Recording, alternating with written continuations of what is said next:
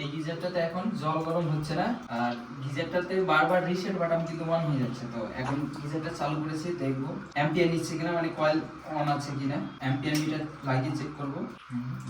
দেখো অ্যাম্পিয়ার কিন্তু 0 মানে এখানে কিন্তু হিটার কয়েল চালু হয়নি, তার মানে আবারও হয়তো রিসেট বাটন অন হয়েছে। তো বারবার রিসেট বাটন অন হওয়ার কারণ থাকে, হয় আপনার থার্মোস্ট্যাট প্রবলেম বা রিসেট বাটন প্রবলেম হয়ে থাকে, বা যদি গিজারে ধরে থাকে। তা এখন একটা একটা করে চেক করব মেইন প্রবলেম কোথায়।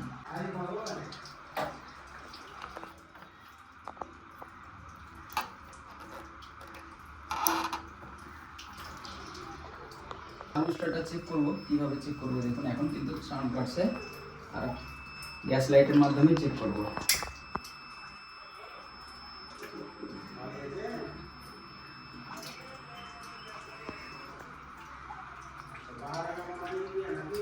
দেখুন অটো কাট হচ্ছে, তার মানে থার্মোস্ট্যাট ভালো আছে।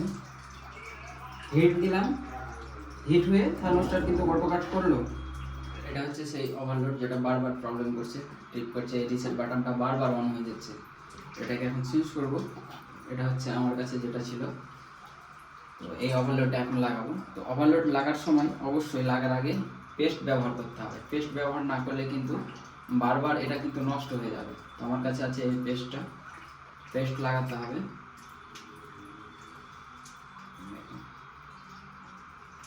পেস্ট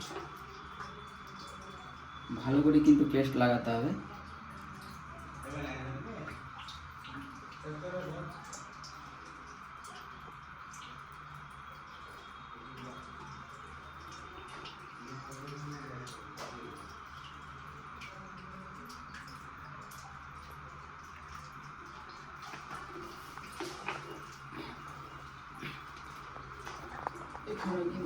চালু করে দেব গিজারটা, কয়েলে কারেন্ট যাচ্ছে কিনা এবং কয়েল অন হচ্ছে কিনা। তো অ্যাম্পিয়ার মিটার লাগিয়েই চেক করব।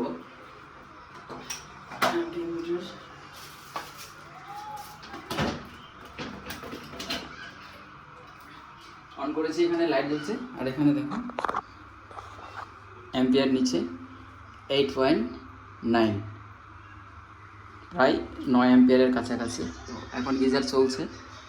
আর পাওয়ারটা আমি অটো কাটের জন্য একটু চেক করব, একটু কম করে।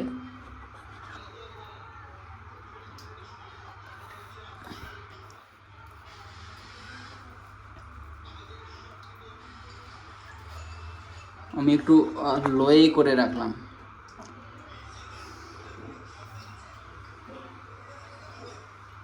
দেখি কতক্ষণে অটো কাট হয়। তো মেশিনে অটো কাট হয়ে গেছে, এখন দেখুন বন্ধ হয়ে গেছে। এখানে লাইট দেওয়া আছে, এখানে যে লাইটটা আছে এটা কিন্তু খারাপ হয়ে আছে, কারণ পিসিবি বোর্ডটা নষ্ট হয়ে আছে, লাইট জ্বলবে না। জলটা অন করে দেখো দিয়ে, আবার এখানে কিন্তু অন হবে, দেখা হচ্ছে।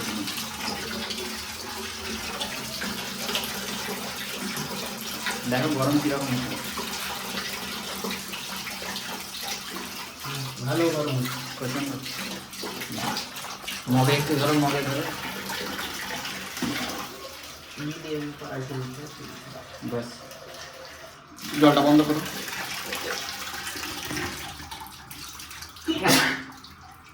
জল তো গরম হয়েছে, কিন্তু পাওয়ারটা আর একটু বেশি করে রাখবো।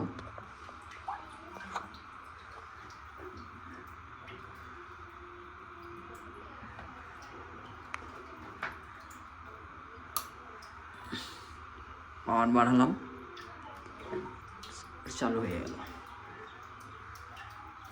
তো দেখতে পাচ্ছেন